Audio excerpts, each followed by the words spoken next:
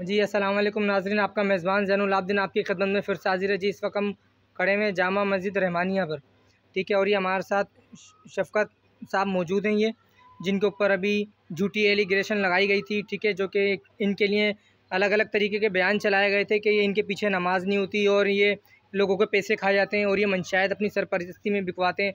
जो इनके ऊपर एलिगेशन लगवाने वाले थे वो इनके कोई दूर नहीं, इनके एरिया इलाका के थे, जो कि मोहम्मद इसरार हमारे साथ इस वक्त मौजूद हैं।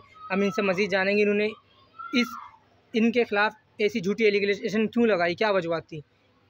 मैंने पेश इमाम साहब के लिए एलिगेशन नहीं लगाई थी, मेरी जुराइम पेशाओं के लिए थी इलाके से। अच्छा हाँ, और पेश इमाम हमारे ये अच्छे हैं इलाके में माशाल्लाह। जब से यहाँ तरक्की का काम हुआ मस्जिद का। अच्छा, ये एक मिनट, ये देख सकते हैं आप, ये काम हो रहा है तरक्की का, ये सारा इमाम साहब की सरपरस्ती में हो रहा है। ये काम सारा ये इमाम साहब ने करवाया यहाँ का काम। यहाँ जितने भी इमाम साहब आए, जो भी मस्जिद कमेटी मेंबर थे, सबने पैसे खाए, 1 रुपया इस मस्जिद पे नहीं लगाया। अच्छा, तो मतलब वो पैगाम आप किसी और को देना चाह रहे थे।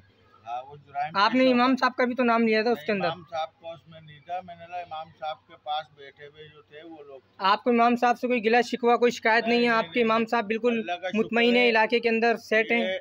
ये माशाल्लाह जब से आए यहाँ पे हर जुमेरात लंगर भी होता है, बच्चों का भी हिसाब होता है, कुरान खानी का भी निज़ाम है हर जुमेरात। ठीक है, बहुत शुक्रिया मोहम्मद इसरार आपका।